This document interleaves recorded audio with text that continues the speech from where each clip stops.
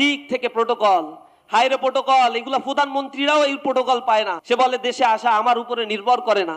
তাহলে কার উপরে নির্ভর করে? তাহলে তার দেশে আসা নির্ভর করছে কাদের উপরে, আর কাদের সাথেই বা মাসোয়ারা করে আবার সে দেশে আসছে। বাংলাদেশের নির্বাচন কমিশনকে পরীক্ষার মুখোমুখি হতে হবে যে আসলেই তারা সুষ্ঠু নির্বাচন করতে সক্ষম।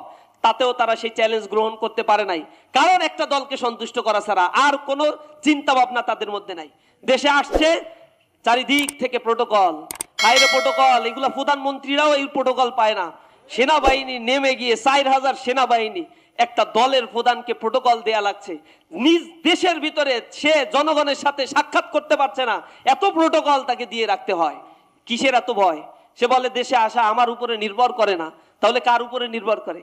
তার দেশে আসা তো কোনো রাজনৈতিক দলের উপরে নির্ভর করে না, ইন্টারিম গভর্নমেন্টকে তো থোড়া কেয়ার করে।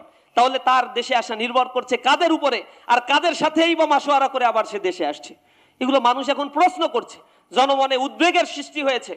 এরকম রাজনীতিকবিদদের দিয়ে, এইরকম রাজনৈতিক দল দিয়ে কিভাবে নিরাপত্তা নিশ্চিত করা সম্ভব এই দেশে? আমরা উদ্বিগ্ন। মানুষ এখন উন্মুখ হয়ে আছে একটা বড় পরিবর্তনের জন্য। হ্যাঁ ভোটের পক্ষে ক্যাম্পেইন করার ক্ষেত্রে তারা আবার বাধা সৃষ্টি করতে চায়। আমরা বলছি জুলাইকে আইনি ভিত্তি দিতে হলে হ্যাঁ ভোটের পক্ষে জনমত তৈরি করতে হবে। হ্যাঁ ভোট যদি হয় তাহলে আবার একটা দৈত্য দানব বাংলাদেশে তৈরি হবে না।